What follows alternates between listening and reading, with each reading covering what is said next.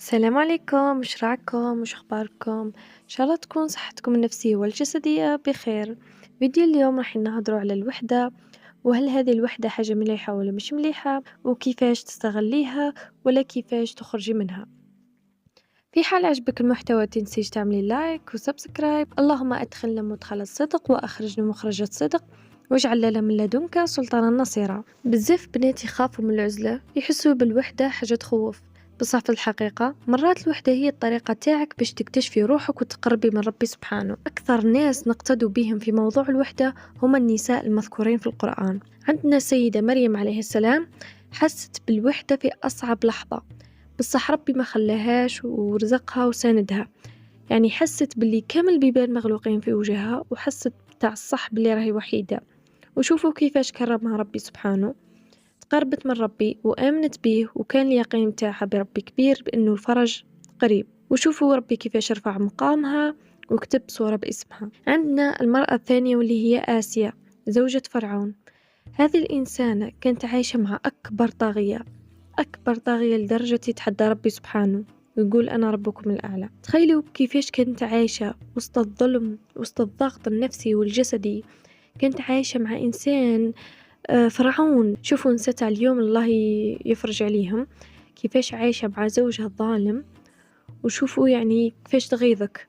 صح، أما بالك مع إنسانة كانت عايشة مع فرعون، مع طاغية، وحافظت على إيمانها وكان يقينها بربي سبحانه كبير. عائشة رضي الله عنها رغم كلام الناس في حادثة الإفك، شوفوا كيفاش ربي سبحانه برأها من فوق 7 سماوات في سورة النور، وجع خلى هذيك الإنسان اللي الناس أو كبار الصحابة يستفتوها ويسقسوها. يعني دائما كي تكوني تحسي روحك وحدك والبيبان مغلوقة، مش معنى هذه نهاية العالم. العبرة يعني ربي ما معاك، ربي ما يخليكش مهما كنتي وحدك، مهما كنتي حاسة روحك باللي ما معاك حتى واحد، بصح في الصحراء معاك ربي سبحانه. كاين الوحدة الثانية، الوحدة اللي تحسي بيها انه تحسي روحك ملانة، تحسي روحك راكي في فراغ، تحسي روحك وحدك، يعني ما كاين والو، تحسي روحك في فراغ وخلاص، عايشة وخلاص. كي تكوني وحدك هذا وقتك تاع الصح باش تكتشفي روحك. لخاطر تشوفي روحك كي تظلي مع الجمايع وتظلي مع البنات، مع القسرة، مع اللمة،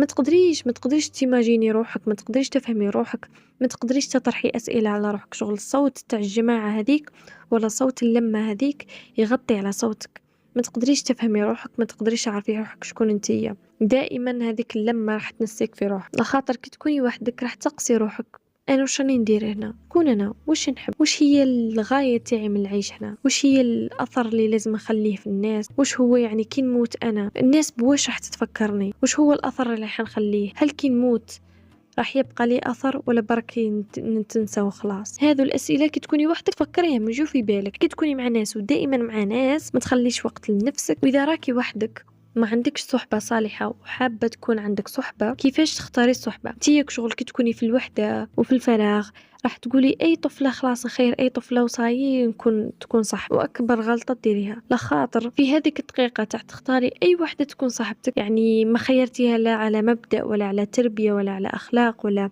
ما خيرتيها والو، برك هكذا باش ما تكونيش وحدك. هذا أكبر غلطة ديريها، لخاطر 90% راح تحي في الإنسان اللي راح تدلك عقدة من الصحبة. من الأحسن انه الصحبة تاعك ما تختاريهاش باش ما تكونيش وحدك، اختاريها للناس اللي تستاهل صاحبها، والناس اللي يكون بينك وبينهم اخذ وعطاء. يعني مش انتي برك اللي ديري دور تاع الصحبة تاع الصح. كيفاش تخيريها؟ الناس اللي تعطيك طاقة ايجابية، الناس اللي تذكرك بربي سبحانه، والناس اللي تشجعك وتبني مستقبلك، يعطوك طاقة ايجابية ويذكروك بربي ويشجعوك باش تبني مستقبل. لخاطر الصحبة تاع درك تخيلوا الناس ولات تتنافس شكون اللي يتنمر، شكون هو افضل متنمر، شغل حاجة مليحة. الناس تتنافس على شكون اللي تتمسخر، شكون اللي عنده حس فكاهي اللي يتمسخر بالناس، شكون اللي يضحكنا بالناس. شفتوا هذه ماهيش صحبة. هذه الصحبة اذا دامت ماهيش حدهم بزاف، هذه الصحبة ما تطولش. لخاطر كيما يتمسخروا بالناس يجي نهار يتمسخروا بك. كي تكوني وحدك كيفاش تستغلي وحدك، كيفاش تملي هذاك الفراغ؟ اولا لازم تتقربي لربي سبحانه، قربي من ربي، اقراي ذاك القرآن، نوضي انفضي الغبار على ديك السجادة، نوضي صلي، قربي لربي سبحانه بالنوافل. اما لا استغلي هذا الفراغ في حاجة تنفعك في الاخرة. الدنيا هذه فانية.